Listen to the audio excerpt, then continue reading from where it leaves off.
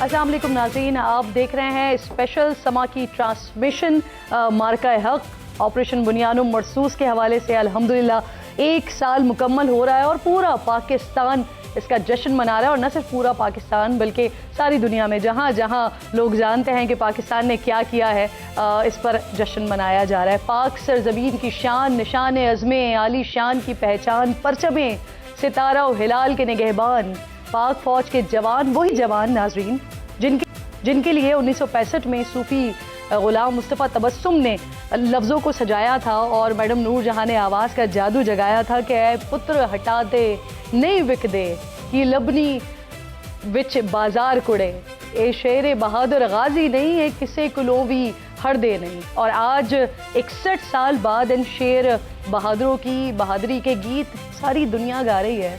मशरक़ से लेकर मगरिब तक खुदा की नुसरत और फील्ड मार्शल सैयद आसिम मुनीर की बहादुरी से लबरेज सिपाही सालारी में हमारी फ़ौज वो कारनामे कर रही है कि दुनिया हैरान है और दुश्मन परेशान है। और कहते हैं ना कि तारीफ़ वो होती है जो आपका दुश्मन करता है, और ऐसे ही कुछ नहीं बल्कि बहुत कुछ पिछले 1 साल से जो हो रहा है या 1 साल से जो जारी है, जब पाकिस्तान की बहादुर फ़ौज ने अपने से कई गुना बड़ी और ताकत के ज़ौम में मुब्तला दुश्मन की फ़ौज को वो सबक सिखा दिया कि उनके अपने ही बेसाख्ता बोल पड़े कि क्या बात है पाक फौज की।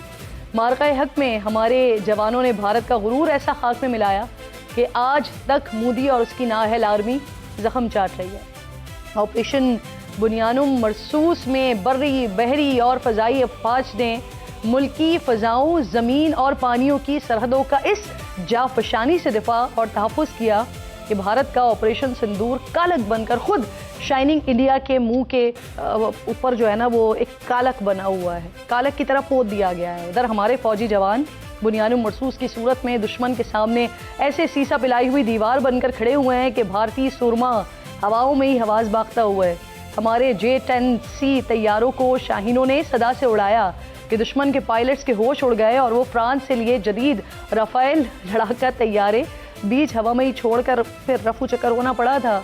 भारत का रूसी S-400 दिफाई सिस्टम हमारा जज्बा ईमानी से लबरेज गाजियों ने जोरे बाजू की तरह महारत और जहानत से नाकारा बना दिया था। ज़मीन, फ़ज़ा और हवा में जब मोदी की नाकारा फ़ौज कुछ नहीं कर सकी तो गोदी मीडिया का सहारा लेकर भारत ने झूठे प्रोपेगेंडे के महाज को खोल दिया था। लेकिन यहाँ भी मोदी और इसके गोदी हरकारों को पाकिस्तान से मुखी खाना पड़ी थी। इलेक्ट्रॉनिक मीडिया से लेकर सोशल मीडिया तक इस महाज पर पाकिस्तानी कौम, इनफैक्ट सहाफ़ी मैदान जंग में मुल्क के दिफा में मसरूफ़ अपने सिपाहियों की तरह बुनियानुम मरसूस की मूरत बनकर पाक सरजमीन का कामयाबी से दिफा करते रहे। भारत को तारीख़ की बदतरीन शिकस्त से दोचार करने वाले फील्ड मार्शल सैयद आसिम के कामयाब तरीन ऑपरेशन मार्का हक को आज 1 साल मुकम्मल हो गया, लेकिन आज भी इस ऑपरेशन की धूम दुनिया भर में गूंज रही है। 8-0 इसे भारत की बदतरीन हार की गवाही तो अमेरिकी सदर डोनाल्ड ट्रंप कई मरतबा दे चुके हैं, लेकिन नरेंद्र मोदी के जख्मों को भी फिर वो कई बार उधेड़ते हैं जब वो ये बात करते हैं। आलमी इदारे सफ़े अव्वल के इंटरनेशनल जरीदे और बैनुल-अक़वामी माहिरीन मई 2025 में पाकिस्तान के हाथों भारत की बदतरीन शिकस्त पर आज तक तारीफ़ें कर रहे हैं। Field marshal general Syed Asim की शानदार हिकमत अमली के कसीदे पढ़ रहे हैं। ऑपरेशन मार्का हक जंगी मैदान में हिम्मत व हौसले के आगे ताकत और जिद्दत की शिकस्त का वो सबक है जो रहती दुनिया तक याद किया जाता रहेगा। रही बात अगर भारत की, तो इसे ये सबक अच्छी तरह तो याद रहेगा ही, सताता और तड़पाता भी रहेगा, जबकि पाक फौज की बहादुरी और बसीरत के जो हिसार में चांद रोशन चमकता सितारा रहेगा। और इंशाअल्लाह और अल्हम्दुलिल्लाह सबसे ऊंचा झंडा, ये परचम हमारा ही रहेगा। ये ट्रांसमिशन है और इसमें जज्बात भी हैं यकीनन, जो इस पाकिस्तान की रही जिस तरह से थ्रू आउट रह रही है, चल रही है आगे, इस पर भी बात करेंगे। कल DGISPR ने बड़ी इंपॉर्टेंट बातें की हैं और उन्होंने एक बार फिर भारत को कहा है कि आ जाएं अगर दोबारा आना चाहते हैं, ऑपरेशन सिंदूर 2, 3, 4 जो भी आप करना चाहते हैं। इस बार जब आगाज़ होगा वो पिछले हिस्से से आगाज़ होगा और फिर ये मार पड़ते हुए जिस तरह से पाक फ़ौज आगे बढ़ेगी, तो अगर उसके लिए भारत तैयार है तो जब चाहें जैसे चाहें आ सकते हैं। इस पर बात करने के लिए मुख्तलिफ पैनल हमें ज्वाइन करते रहेंगे, साथ मौजूद होंगे। इस वक्त मेरे साथ air marshal retired Saeed Khan साहब स्टूडियो में मौजूद है, किसी तारुफ के मोहताज नहीं है, मेरे इंतहाई मौजूद मेहमान है। बहुत शुक्रगुजार हूँ आपके वक्त की सर। इसके साथ साथ नदीम मलिक साहब भी मुझे ज्वाइन करेंगे, जावेद मलिक साहब जो कि साबिक एम्बेसडर हैं वो भी मेरे साथ मौजूद हैं। आपको भी खुशामदीद कहती हूँ इस खूबसूरत ट्रांसमिशन में, क्योंकि यहाँ पर जो बातें हो रही हैं और जो बात होगी, इसीलिए मैंने इस वर्ड का इस्तेमाल किया है। सर सबसे पहले आपकी तरफ आते हैं, जो 6 और 7 मई की रात जो पाक फ़ज़ाइया ने किया और ये जो जहाज़ गिराने का अल्हम्दुलिल्लाह पाकिस्तान का ट्रैक रिकॉर्ड है, वो चाहे हम 65 की बात करें, MM आलम की बात करें, चाहे हम ऑपरेशन बुनियानुम मरसूस की बात करें, तो इंडियन एयरफोर्स को तो अल्हम्दुलिल्लाह पाकिस्तान ने कम वसाइल होते हुए, टेक्नोलॉजी गालिबन हम कह सकते हैं शायद कम होते हुए, तादाद कम होते हुए, लेकिन हमेशा अल्हम्दुलिल्लाह पाकिस्तान ने बढ़तरी ही रखी है। सर सबसे पहले तो किरण आपका शुक्रिया कि आपने आज अपने प्रोग्राम में इनवाइट किया। देखिए, इसमें तो कोई शक नहीं है कि हमारी डिफेंस फोर्सेस ने पिछले 78 ईयर्स में जब भी पाकिस्तान और इंडिया का मुकाबला हुआ, हमने हमेशा उनसे बेहतर परफॉर्म किया। और मेरा ख्याल ये वो माइंडसेट है जिसको आपने बड़ी खूबसूरती से अपने इंट्रोडक्शन में जिसका जिक्र किया कि हमारा हर फौजी पायलट या सेलर जो है वो इस मुल्क के लिए जान देने के लिए हमेशा तैयार रहता है, ठीक है ना। लेकिन मकसद जान देना नहीं है, मकसद ये है कि दुश्मन की जान ली जाए। अबसार साहब भी ज्वाइन कर चुके हैं, खुशामदीद कहूँगी एक बार फिर आपको। जावेद साहब भी मेरे साथ मौजूद हैं। जावेद साहब की तरफ से होकर फिर मैं अबसार साहब आपकी तरफ आती हूँ। जावेद साहब, जिस तरह से पाकिस्तान ने जो कारनामा अंजाम दिया, अल्हम्दुलिल्लाह हम इसे सेलिब्रेट भी कर रहे हैं, और फिर थ्रू आउट जिस तरह से पाकिस्तान रहा, एक तरफ हमने अपना दिफाई मैदान में पहले दुश्मन को बताया कि पाकिस्तान की तरफ मैली आंख से देखने की जुर्रत ना करना, और उसके बाद फिर पूरा साल जिस तरह से सिफारती महाज पर, और उस वक्त भी जो सिफारती महाज पर जिस तरह से, चाहे आप बिलावल भुट्टो की बात करें या दीगर लोग जो भी जो दीगर कंट्रीज़ में गए थे और उन्होंने जिस तरह से पाकिस्तान का नैरेटिव सामने रखा था, इनको भी क्रेडिट देना बनता है। अब आप ये बताइए कि इस वक्त आप क्या देख रहे हैं और अब आगे, इससे आगे का रास्ता, क्योंकि कल DGISPR ने बड़ी इंपॉर्टेंट बातें की हैं और उन्होंने कहा है कि हम 14 अगस्त को मजीद दिखाएंगे कि क्या कैपेबिलिटी है पाकिस्तान की। जी किरण साहब, सबसे पहले आपको भी, अबसार साहब को, नदीम मलिक साहब को, एयर मार्शल साहब को मेरी तरफ से और पूरी कौम को, बल्कि हम इस बुनियानुल मरसूस और मार्का हक की एक एनिवर्सरी पूरे होने पर मुबारकबाद देंगे। ऑफ कोर्स हर पाकिस्तानी, चाहे वो मिलिट्री में है, चाहे वो मीडिया में है, चाहे वो सिविल सोसाइटी का है पर्सन, आम इंसान है, आम पाकिस्तानी है, उसको फ़ख्र है अपनी आर्म फोर्सेस पर। जिस तरह से उन्होंने, हम कभी भी किसी से जंग नहीं चाहते, लेकिन अगर हमारे पे जंग मुसल्लत की जाए तो हम उसको मुंह तोड़ जवाब देना। हमने देखा कि किस तरह हमारी बहादुर अफवाज ने दिया, हमारी एयरफोर्स ने दिया, और दुनिया को दिखाया कि हम नाकाबिल तस्खीर हैं अल्हम्दुलिल्लाह। तो आपने यहाँ तक सफारती महाज की बात की। देखिए, मैं समझता हूँ कि पाकिस्तान इस वक्त दुनिया की जो ग्लोबल डिप्लोमेसी के सेंटर स्टेज पे है। पाकिस्तान ने एक ऐसा डिस्प्यूट, एक ऐसा डेंजरस डिस्प्यूट अमेरिका और ईरान के दरमियान, जो कि पोटेंशली एक तीसरी जंग अजीम बन सकता था, उसको रोका। न सिर्फ रोका बल्कि सीज फायर हासिल किया, लामुतनाही सीज फायर जो अभी तक कायम है, और मज़ाकरात के मेज़ पर दो ऐसी कुव्वतों को लाके बिठा दिया जो 50 साल से नहीं मिली थी। As a student of diplomacy मैं आपको बता सकता हूं कि ये एक बहुत बड़ा कारनामा है पाकिस्तान के सफारती सक्सेस का। पाकिस्तान को अनफॉर्चुनेटली ग्लोबल डिप्लोमेसी में कभी कभी माजी में हम देखते थे कि वो एक पेरीफेरी पे या आउटस्कर्ट्स पे रखा जाता था, लेकिन अब पाकिस्तान सेंटर स्टेज पे है। किरण साहब, मैं समझता हूं पाकिस्तान की जो ये ग्लोबल स्टैंडिंग है, इसका एक डायरेक्ट कनेक्शन हमारी उस फतेह से है जो हमने हासिल की मार्का हक में बुनियानुल मरसूस बन के, और पाकिस्तान की हार्ट पावर को हमने इस्टेब्लिश किया, ये जानते हुए कि गो कि हमारी किसी मुल्क के साथ कोई हॉस्टाइल डिजाइन्स नहीं है, लेकिन हमसे बड़े दुश्मन ने जब हमको ललकारा तो हमारी बहादुर अफवाज ने, हमारी एयरफोर्स ने उनको एक ऐसा मुंह तोड़ जवाब दिया कि दुनिया ने देखा। और अमेरिका के प्रेसिडेंट, चाहे अमेरिका को आप पसंद करें या ना करें, वो दुनिया की एक बहुत बड़ी सुपर पावर है। वो जब ये कहते हैं कि 9 जहाज गिर गए, 10 जहाज गिर गए, एक दफा नहीं कहते, बार बार कहते हैं, तो पाकिस्तान का जो एक ग्लोबल स्केल पर पाकिस्तान की जो स्टैंडिंग होती है वो बढ़ जाती है। मैं समझता हूं कि वो जो लंच हुआ फील्ड मार्शल आसिम मुनीर साहब का और हमारे प्रेसिडेंट ट्रंप का वॉशिंगटन में, ये उस बनियानुल मरसूस के बाद ही हुआ था।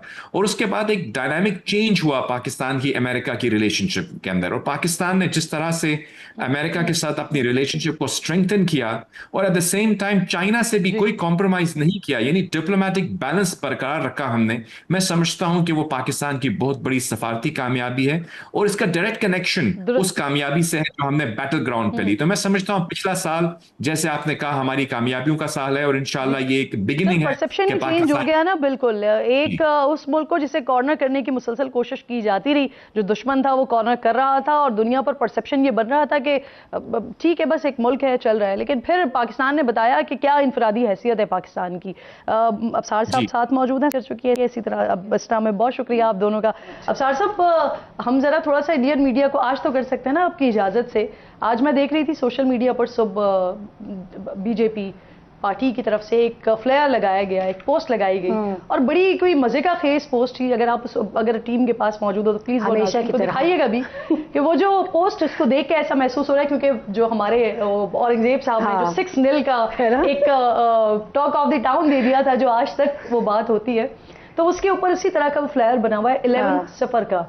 और जब आप उसको डिटेल में पढ़ते हैं ना, तो कहीं जाके चुपके से लिखा हुआ है 11 बेसिस, उसमें भी एयरफोर्स का कई तस्करा देंगे 11 बेसिस का। अफसार साहब, मतलब बेशर्म तो हमें उसी वक्त पता चल गया था कि कितने ज्यादा हैं जब ये सारा कुछ चल रहा था, और उनकी गोदी मीडिया जिस तरह से वो लाहौर का समंदर और वहां के पोर्ट तबाह कर रही थी और कराची के एयरपोर्ट तबाह कर रही थी, सबको उठा के लेकर जा रही थी। लेकिन वो बेशर्मी आबोताब के साथ जारी है और वो ज्यादा मजबूत हो गई है कि अब 1 साल बाद 11 सिफर, और वो भी चुपके से बता रहे हैं कि वो एयर बेसिस हैं, जहाज नहीं है।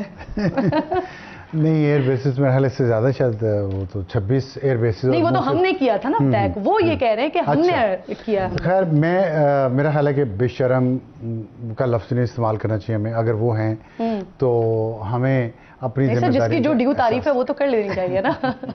Subject to proximity. मेरा ये ख्याल है कि हमें दुश्मन की शिकस्त से, तज़हीक से सीखना चाहिए कि हम वैसे ना हो जाएं, या अल्लाह हमें वैसा ना बना दे, क्योंकि एक बड़ा दुश्मन है हमसे और हमने इसके बावजूद जो कामयाबी हमने ली है उसकी वजह यह है कि हमने कुछ एथिकल वैल्यूज़ ज़्यादा फॉलो की हैं उनकी निस्बत, उसी से हमें एज भी मिला। मैं ये समझता हूँ अल्लाह की जो कहते हैं ना मदद आई है बहुत जगह, वो इसीलिए आई है कि हम तकब्बर में नहीं थे। तकब्बर बहुत बुरी चीज़ है। फिर दूसरी बात ये है कि हमने झूठ नहीं बोला, और ख़ास तौर पे जब मीडिया की आप बात कर रही हैं तो मुझे याद है कि उस रात जब जहाज़ों की जंग हुई है 6-7 मई की, तो कुछ मैसेजेस आ रहे थे कि ये त्यारा गिरा दिया, वो त्यारा गिरा दिया, 2 गिरा दिए, 3 गिरा दिए, तो मैं साथ साथ ट्वीट कर रहा था। तो मुझे याद अभी भी कि कुछ लोगों ने मेरा मजाक उड़ाया कि तुम तो आज रात सारी में आज इंडिया की पूरी एयरफोर्स को तबाह कर दोगे। अच्छा, बंदे के दिल में ख्याल आता है कि यार ये मैं डिपेंड तो कर रहा हूँ अपने सोर्सेज पे कि कहीं कोई ऐसे ही प्रोपेगेंडा तो नहीं हो रहा, लेकिन वक्त ने साबित किया कि पाकिस्तान ने जो भी इंफॉर्मेशन दी उस वक्त, वो उस वक्त हीट ऑफ द मोमेंट में आप एग्जैजरेट भी कर जाते हैं, झूठ भी हो सकता है। सर, अगर इजाजत दें, एक जुमला ऐड कर दूं, जो आप बात कर रहे हैं कि आपको ये फील हो रहा था, यानी मैंने ले ली थी, लिबर्टी लेती हूँ ना आपसे, तो वो एक जिम्मेदार सहाफ़ी की थॉट थी ना, जो आपको बार बार आ रही थी कि अगर आप कोई चीज़ पोस्ट कर रहे हैं लेकिन उसके साथ साथ आपको एक डाउट था कि कहीं ये गलत ना हो जाए। जी, तो वो एक मेरे करियर का एक टेस्ट केस भी था। तो वक्त ने फिर साबित किया कि हमें जहाँ से इंफॉर्मेशन आ रही थी वो दुरुस्त थे जरा है, और हमने जंग में भी झूठ नहीं बोला। तो अभी जंग जीतने के बाद भी हमें थोड़ा सा मैग्नेनिमिटी ज़्यादा शो करनी चाहिए। अगर हम वाकई जीते हुए हैं तो ये वो हारे हुए हैं ना, तो इसलिए वो इस तरह की बातें करेंगे। अगर हम उनके, it's not rate to the, वो जो कहते हैं रेस टू द बॉटम नहीं होनी चाहिए कि वो नीचे जा रहे हैं तो हम भी नीचे जाएंगे। हमें क्यों नीचे जाने की जरूरत ही नहीं है। मेरा ये मतलब है कि हम जब उनको हरा दिया, ट्रॉफी हमने उठा ली, अब वो जो मर्जी कहते रहे, तो ट्रॉफी तो हमारे पास है ना, ये दुनिया ने गवाही दी। ट्रॉफी से मुराद है कि दुनिया ने गवाही दी कि पाकिस्तान जीता है, और अगर नहीं जीता तो वो बता दें उन्होंने क्या जीता है इस जंग से। हम तो बहुत कुछ दिखा रहे हैं, जहाज़ों की अगर आप बात करें, हमारा मुल्क वैसे का वैसा चलता रहा, वो आप उस दिन कह रही थी गिरफ्तार करवा दिया उन्होंने फील्ड मार्शल को, प्राइम मिनिस्टर को पता नहीं क्या करवा दिया, सब कुछ वैसे के वैसे। इसकी बरक्स दुनिया में हमारी इज्जत बढ़ गई उस जंग के बाद, दुनिया हमारी इज्जत करना शुरू हो गई। अब हम एक रीजनल पावर के तौर पे, रिकग्नाइज रीजनल पावर के तौर पे जाने जाते हैं। पहले ये था कि एक अनदर कंट्री जिसके बारे में ये डिसाइड नहीं होता था ये मिडिल ईस्ट में है ये साउथ एशिया में है, तो अब सबको पता चल गया पाकिस्तान सही। वो जो मैंने बात की थी ना, वो अफसार साहब अभी आपने उसको ऑनियर भी किया, वो जो बीजेपी ने एक फ्लायर लगाया है, पोस्ट लगाई है जिसके ऊपर 11 सिफर है। जो मजे की बात ये है कि वो 11 को भी जिस तरह से लिखा हुआ है ना, तो अगर आप 11 को करीब करें तो वो भी सिफर ही बन रहा है, तो वो कहीं ना कहीं अपने आप में निल है ही। लेकिन अफसार साहब ने एक तरफ तस्करा छेड़ दिया उस रात का, तो उस रात हम सबके बहुत सारे वाकयात हैं और वो लाइफ टाइम मेमोरीज हैं हम सब के लिए। वो जितने बड़े वाकयात हो रहे थे, जो कुछ हो रहा था, हम सब ने उसको अल्हम्दुलिल्लाह जिया है। आप भी पेश रही, तो कुछ कोई ऐसी याद जो आपको इस वक्त सबसे ज्यादा। अभी थोड़ी देर पहले मैं आपका इनफैक्ट कल कई क्लिप देख रही थी जिसमें आप वो फूड पैंडा का तस्करा कर रही थी, वो राइडर का तस्करा कर रही थी। मजीद भी आपके पास बहुत कुछ है, मुझे मालूम है। किरण, सबसे खूबसूरत चीज़ ये थी, उसके थोड़ी देर के बाद फिर हम एक ट्रांसमिशन में फिर इकट्ठे भी बैठे, बहुत अलग सुबह का 4:30 बजे के करीब, 4:30 का। उस वक्त बस एकदम से मेरी बल्कि अफसार साहब से बात हुई, तो ये रास्ते में आ रहे थे उस वक्त, उनका मैं भी ऑफिस आ ही रहा हूँ, तो वो एक जो ऊपर छत पर रोशनी होने से थोड़ी देर पहले ही जैसे ही ऑपरेशन का नाम फाइनलाइज हुआ, तो Samaa was the first television to give this breaking कि ऑपरेशन बुनियानुल मरसूस इसका नाम है। फिर मुझे याद है उमैर उस वक्त बैठे थे स्क्रीन पर लाहौर से, और वो बहुत जोश में बोल रहे थे, और वो ऐसा जोश, यकीन जाने अपने पूरे करियर में हमने बहुत कुछ कवर किया है, बहुत कुछ, अच्छा भी बुरा भी, खून में लथपथ भी, शुहदा के जनाजे भी, मतलब यू कैन काउंट देम कि हमने बहुत अनगिनत ऐसी चीज़ें कवर की हैं। लेकिन इस मरहले पे ये होश नहीं थी किसी को कि कोई कौन से कपड़े पहन के स्क्रीन पे आ रहा है, कोई किस उसके बाल कैसे हैं। और मैं छत पे थी तो मुझे बल्कि ब्यूरो चीफ ने पूछा भी कि आप थोड़ा सा रेडी होके आ जाए अभी टाइम नहीं है रेडी होने का।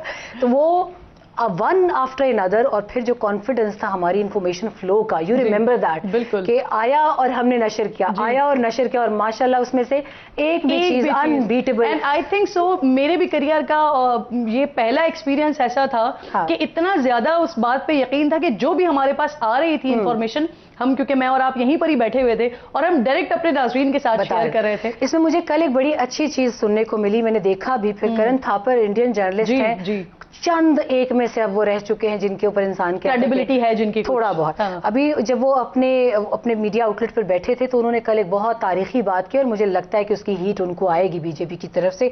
ही said that, he stated that कि operation Sindoor produced a winner and India is not that winner. तो ये कमिंग फ्रॉम करण थापर, राजदीप सरदेसाई, ये 2-3 लोग ऐसे हैं जिन पर अभी भी बात यकीन करने को दिल करता है। मुझे लगता है कि जब बीजेपी जाएगी गवर्नमेंट से, they will come back to in their senses as well. बिल्कुल ठीक। बस सईद साहब, आपकी बात रह गई थी, इसको भी कंटिन्यू कीजिएगा, और यही जो आप जिस तरफ बात अफसार साहब ले गए हैं, तो हम उन 4 दिनों को भी इस तरह से याद करें जो हमारे पर्सनल एक्सपीरियंसेस रहे, तो आप वो भी ऐड कर सकते हैं साथ में। देखिए किरण साहब, 22 अप्रैल के बाद पाकिस्तान एयरफोर्स को इतना मौका मिल गया था कि हम अपने आप को थोड़ा सा प्रिपेयर कर लेते इंडियन ऑनस्लॉट के लिए।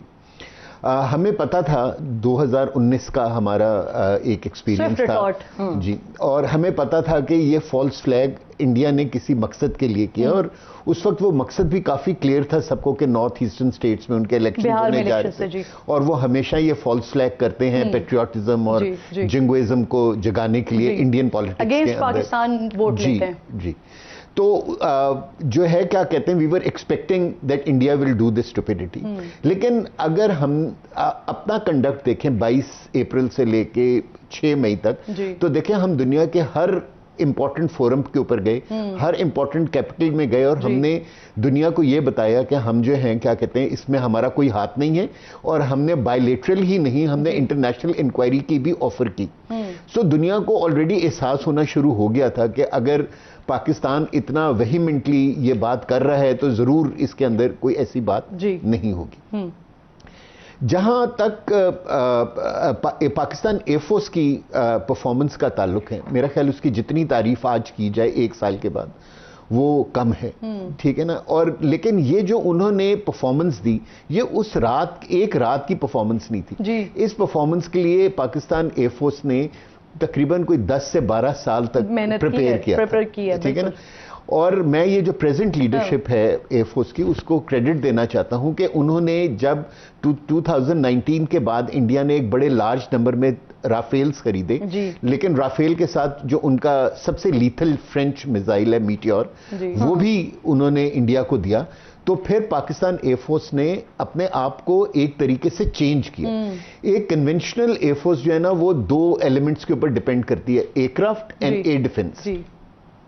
लेकिन इस लीडरशिप ने 4 नई डोमेन्स बनाई, या जिसको कहते हैं कमांड्स बनाई, और जो थी space command, EW command, cyber command और अनमैन्ड फोर्स कमांड बनी।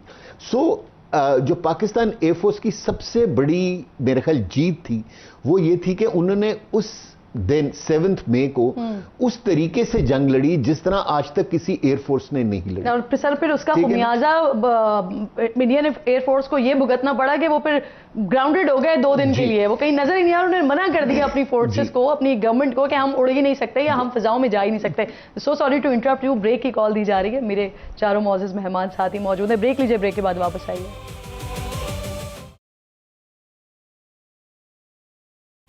एक बार फिर जी आपको खुशामदीद कहते हैं। ऑपरेशन बुनियानो मरसूस मार्का हक के हवाले से स्क्रीन सजी हुई है हमारी, और मुसलसल यही बात हो रही है, और ये होनी भी चाहिए। ये 4 दिन यही बात होनी चाहिए, जिस तरह से अल्हम्दुलिल्लाह पाकिस्तान ने अल्लाह रब्बुल जलाल की नुसरत से जो कामयाबी हासिल की थी।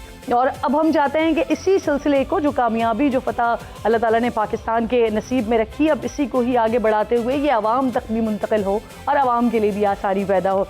मेरे साथ तमाम मेहमान मौजूद हैं। जावेद साहब, आपकी तरफ बात को लेकर आती हूँ। सर, ये फरमाइए कि जो हमने सिफारती महाज की हम बात कर रहे हैं, अभी हमारे सामने एक अमेरिका और ईरान वॉर भी है, लेकिन उसके बावजूद भी जो स्ट्रैटेजी पाकिस्तान की रही, जिस तरह से पाकिस्तान का कामयाबी का स्केल रहा, और फिर जो सफारती महाज पर पाकिस्तान करता रहा उसी दौरान में, कि जब अभी तस्करा हुआ पहलगाम का वाक़या होता है, पाकिस्तान की तरफ से मजम्मत भी की जाती है, फिर पाकिस्तान की तरफ से ये भी कहा जाता है कि हम इसकी तहकीकात करवा लेते हैं, और कोई न्यूट्रल तहकीकात करवा लेते हैं, किसी तीसरे मुल्क से तहकीकात करवा लेते हैं, इंडिया की तरफ से नहीं माना गया। और फिर जिस तरह से पाकिस्तान का डेलीगेशन दुनिया भर में गया, और जिस तरह से पाकिस्तान का नैरेटिव रखा, और वहां से इंडिया का भी नैरेटिव था, लेकिन इंडिया के नैरेटिव को बाय नहीं किया गया, तो उस वक्त पाकिस्तान की जिस तरह की भी, वो चाहे दिफाई महाज की स्ट्रैटेजी हो, सिफारती महाज की स्ट्रैटेजी हो, बहुत ज्यादा कैलकुलेटेड थी सर। जी एब्सोल्युटली। देखिए, पाकिस्तान की जो हार्ड पावर हमने डेमोन्स्ट्रेट की जब हमारी जंग जीती गई, तो हमने उसका जवाब दिया, और ऑब्वियसली दुनिया ने उसको देखा। जहाज भी गिरे, हमारे शाहीनों ने उसका जिस तरह से अपने आप को एयर सुपीरियोरिटी स्टैब्लिश की, और हमारी लैंड फोर्सेज ने। और उससे बढ़ के मैं ये कहूँ कि जो स्ट्रैटेजी डेवलप की गई लीडरशिप की तरफ से, प्राइम मिनिस्टर शहबाज शरीफ हो, हमारी पूरी पॉलिटिकल लीडरशिप हो, चाहे किसी भी जमात से उनका ताल्लुक, और हमारे फील्ड मार्शल साहब ने जो मिलकर एक स्ट्रैटेजी बनाई। देखिए, मैं मिलिट्री स्ट्रैटेजिस्ट तो नहीं हूं, लेकिन एज स्टूडेंट मैं ये बता सकता हूं आपको कि जंगें एक्चुअली बैटल ग्राउंड से पहले उनकी स्ट्रैटेजी होती है। स्ट्रैटेजी जब इवॉल्व उन्होंने की और उसको फिर इंप्लीमेंट किया, उसको हमने देखा कि वो कामयाबी से हमकनार हुई। उसके जो सफारती सतह पे आप बात कर रही हैं, हमने पिछले सेगमेंट में ये बात की कि एक जो हासिल हुआ है हमें, जिसे हम कह सकते हैं ब्लेसिंग इन डिस्गाइज, उन्होंने तो हम पे हमला किया। गालिबन कल DGISPR की स्टेटमेंट में भी सुन रहा था, उन्होंने कहा कि दुश्मन ने एक ऐसा टाइम देखा कि शायद उन्होंने समझा कि हमारे अंदर कोई पॉलिटिकल डिफरेंसेस हैं, उनसे फायदा उठाया जाए, लेकिन हुआ बिल्कुल ऑपोजिट। जैसे ही उन्होंने एक घिनौना हमला किया, हमारी कौम मुत्तहिद हो गई, बिल्कुल उस सीसा पिलाई हुई दीवार की तरह, जिसको कहते हैं अल्हम्दुलिल्लाह। और उसका एक मजहर ये भी था कि जो डेलीगेशन जिसका जिक्र आप फरमा रही हैं, जो दुनिया भर में गया, मैंने देखा कि उसमें सबसे खुश आइन ये बात थी कि उसमें बिलावल भुट्टो जरदारी, जो कि किसी ओहदे उनका कोई इस गवर्नमेंट में ओहदा नहीं है, इसके साथ साथ MQM के दोस्त, PMLN के दोस्त, तमाम जमातें जो थी उसमें शामिल थी, और दुनिया को एक यूनिफाइड मैसेज दिया कि देखिए, हमारी पॉलिटिकल लीडरशिप, चाहे हमारे अंदर एक डेमोक्रेसी के अंदर कोई डिफरेंसेस भी, लेकिन नेशनल इंटरेस्ट के मामले में हम सब एक हैं। आई थिंक ये वो मैसेज था जो कि दुनिया ने बहुत सब एक हो जाते हैं, और ये वो नेशनल यूनिटी का मैसेज था जो कि दुनिया भर में गया। मैं क्रेडिट दूंगा हमारी पॉलिटिकल लीडरशिप को। और उससे बढ़ के ये भी आप देखिएगा कि आज जो हम देख रहे हैं कि पाकिस्तान को ग्लोबली आपने, मैं obviously as a student of diplomacy, मैं एम्बेसडर बनने से पहले मेरा ताल्लुक मीडिया से भी रहा है, तो पाकिस्तान की डिप्लोमेटिक जर्नी को देखने का मुझे इत्तेफाक हुआ है। मैं ये कह सकता हूं, अफसार साहब एग्री करेंगे, कि हमारी जो डिप्लोमेटिक जर्नी है उसकी पिनकल पे हैं आज हम लोग। हमें माजी में कभी एफ कहते थे, कभी किसी, यानी हमारी आइडेंटिटी जो थी उसको, हमारी कैपेबिलिटीज को, हमारी जो स्ट्रेंथ उस तरह से रिकॉग्नाइज नहीं किया जाता था। और सर फिर तो ये वक्त भी आ गया था आज हमारे फॉरेन इंडिया और पाकिस्तान को, जहां माजी में पहले एक साथ पुकारा जाता था, फिर इंडिया अलग हो गया था और पाकिस्तान और अफगानिस्तान हो गया था, और फिर एक बार पाकिस्तान उस मोड़ पर लेकर आया दुनिया को कि जहां इंडिया और पाकिस्तान का ही तकाबुली जायजा होता है। अब सर साहब, क्योंकि उन्होंने आपकी तरफ इशारा कर दिया था, तो मैं आपकी तरफ ये बात लेकर आना चाह रही हूँ कि सर जी मुझे कंप्लीट कर लें। मैं एक बात कहना चाह रहा था कि देखिए, हिंदुस्तान की हम बात करते हैं, ऑब्वियसली हम एक दानिशमंदाना और संजीदगी से बात करेंगे। उनकी जैसी भी हरकतें हों, हम ऑब्वियसली उनको उस तरह से रिस्पॉन्ड नहीं करेंगे। पाकिस्तान की पॉलिसी नहीं है, हम तो चाहते हैं खित्ते में अमन हो, हम आज भी दोस्ती चाहते हैं, लेकिन इसलिए हमें एक विलिंग पार्टनर चाहिए उस तरफ से। मैं सिर्फ ये कहना चाहता हूं कि आज अगर आप ग्लोबली देखें तो हिंदुस्तान अपने आप को डिप्लोमेटिक आइसोलेशन और स्ट्रेटेजिक इररेलेवेंस में देख रहा है, यानी उनको कहीं पे भी सीरियसली नहीं लिया जा रहा। उनको सोचना चाहिए कि उनकी जो पॉलिसीज हैं वो बिल्कुल फायर हो रही है। एग्जैक्टली सर, और जब ईरान अमेरिका जंग में पाकिस्तान जिस लेवल पे रेलिवेंट हुआ, तो फिर इंडिया में पाकिस्तान को इंडिया को ताने पड़ना शुरू हो गए, उनकी गवर्नमेंट को ताने पड़ना शुरू हो गए कि आप कहाँ हैं, आपका शाइनिंग इंडिया कहाँ पर है, आपकी सिफारतकारी, बेस्ट सिफारतकारी कहाँ पर है। अब साहब जिस फॉर्मूले की बात की है, जो डेलीगेशन की बात की, जिसमें MQM भी थी, PMLN भी थी, और पाकिस्तान पीपल्स पार्टी, बिलावल भुट्टो साहब उसको लीड कर रहे थे, उस वक्त भी इनफैक्ट हम सब ने बात की थी। तो अच्छा होता कि अगर इसमें इस इक्वेशन में अगर PTI को भी शामिल कर लिया जाता, समहाउ उस वक्त भी ये बात हो रही थी। लेकिन फिर इसी फॉर्मूले को पिक किया गया इंडिया की तरफ से, शशि थरूर को, और हमने दीगर लोगों को देखा। लेकिन वो जो अपना जो कुछ लेके गए, या जो कुछ उन्होंने सामने रखने की कोशिश की, बताने की कोशिश की, इंटरनेशनली उस चीज को नहीं इस तरह से बाई किया गया। क्या समझते हैं आप, क्या ये सच्चाई थी सिर्फ और सच्चाई की बेस पर हुआ, या फिर हमारी तरफ से जो सफारतकारी थी वो इतने बेहतरीन अंदाज में हुई कि फिर सफारती महाज पर भी हमने इस सारे मामले में कामयाबी समेटी? देखिए, ये जो आपने बात की PTI वाली, पहले कि आप उनको ले लिया जाता, तो थोड़ी सी करेक्शन हमें करनी चाहिए कि उन्हें कहा गया था। जी बिल्कुल, ये PTI ने डिसाइड किया कि उसने नहीं इसका हिस्सा बनना। तो पहली बात तो ये होगी, तो करेक्शन जरूरी है कि लोगों को पता हो, याद रहे कि PTI ने खुद इनकार किया था, उनको कहा गया था। दूसरी बात ये कि डिप्लोमेसी हो, मिलिट्री हो, जो भी चीज़ है ना, असल बात है, मैं समझता हूँ कि 3 चीज़ें मेरे हिसाब में, तो 3 चीज़ें थी।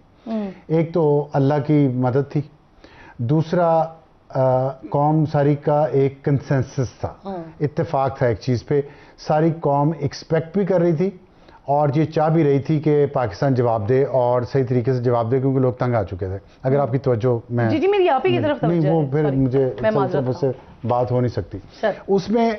फिर उसके बाद तीसरी जो चीज़ है ना, जो मिलिट्री, हमारी मिलिट्री मसला हमने जो शो किया, जिस तरीके से शो किया, इंडिया का सिर्फ ख्याल नहीं था। आप जस्ट गो बैक टू, आपने डिजिटल मीडिया की बात कर ली है, उस वक्त सिचुएशन क्या थी पाकिस्तान में? उस वक्त पाकिस्तान में सिचुएशन ये थी कि पाकिस्तान का जो हाइब्रिड निज़ाम है, जो सिविल और मिलिट्री मिलकर चला रहे हैं, आपके भी उससे इख्तलाफ होंगे, मेरे भी होंगे, उस वक्त भी थे, लेकिन जितना उस पर क्रिटिसिज्म हो रहा था, जितना प्रोपेगेंडा उसके खिलाफ हो रहा था एक सियासी जमात की तरफ से, उसमें माहौल ऐसे लग रहा था कि यार ये इंडिया ने कर दिया, पता नहीं क्या होगा। सब ये सोच रहे थे ना।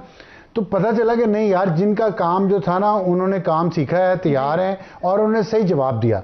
उससे सारी फिर चीज़ जो आपकी थी ना, आपकी पॉलिटिकल, आपकी क्रेडिबिलिटी, आपकी डिप्लोमेटिक क्रेडिबिलिटी, वो सारी बन गई मिलिट्री क्रेडिबिलिटी की वजह से। अगर खुदा ना खास्ता मिलिट्री फ्रंट पे हमें ये कामयाबी ना मिली होती, तो ना ही हमारी डिप्लोमेसी कामयाब होनी थी, जैसे माजी में होता रहा। हमारे लिए तो दुनिया ने कभी कुछ नहीं किया, ना यूनाइटेड नेशन ने किया, ना किसी और मुल्क ने किया, जब तक कि ये मार्का हक जिसको आप कह रहे हैं नहीं हुआ था। कई सारे सबक थे इसके अंदर, अफसार साहब, बिल्कुल कई सारे सबक थे, और इसमें एक सबसे बड़ा सबक ये भी था कि आपको जो भी कुछ करना होता है अपने लिए, वो खुद ही करना होता है, दुनिया आपके लिए नहीं करती। और फिर पाकिस्तान ने इस बात को अल्हम्दुलिल्लाह साबित किया। ब्रेक लीजिए, ब्रेक के बाद वापस आते हैं। एक बार फिर आपको खुशामदीद कहती हूँ। ट्रांसमिशन खुसूसी हमारी जारी है ऑपरेशन बुनियानुल मरसूस मार्का हक के हवाले से। सईद साहब, जितनी गुफ्तगू यहाँ पर हो रही है और मुसलसल अल्हम्दुलिल्लाह हम पिछले 2-3 दिन से इसी पर ही बात कर रहे हैं, यही हमारा टॉपिक है। तो आप ये बताइए, कल जिस तरह से हमने डीजी की बात सुनी और वहाँ पर तीनों फोर्सेस की बात की गई, किस तरह से देख रहे हैं आप आगे? क्योंकि जब डीजी ने ये बताया कि जो छोटी सी एक झलक है 10%, वो हम मजीद आपको 14 अगस्त को दिखाएंगे, तो डेफिनेटली एक चीज़ जो हमने कर दी, जो अब केस स्टडी बन गया है, जिसको इंटरनेशनली स्टडी किया जा रहा है, तो डेफिनेटली जो दुश्मन है वो भी उस स्ट्रैटेजी को, उस टेक्निक को उसने देखा। अब मजीद उसको आगे बढ़ाने की ज़रूरत है। तो आप किस तरह से देख रहे हैं, मजीद हमारे सामने क्या आ सकता है? अगर आप भी उसमें से 1-2% बता सकें तो। देखिए, पहली बात तो ये है कि मेरे हिसाब से सिंदूर 1 ख़त्म नहीं हुआ जी, या आप ये कह सकती हैं कि हम सिंदूर 1 से ऑलरेडी सिंदूर 2 में चले गए हैं।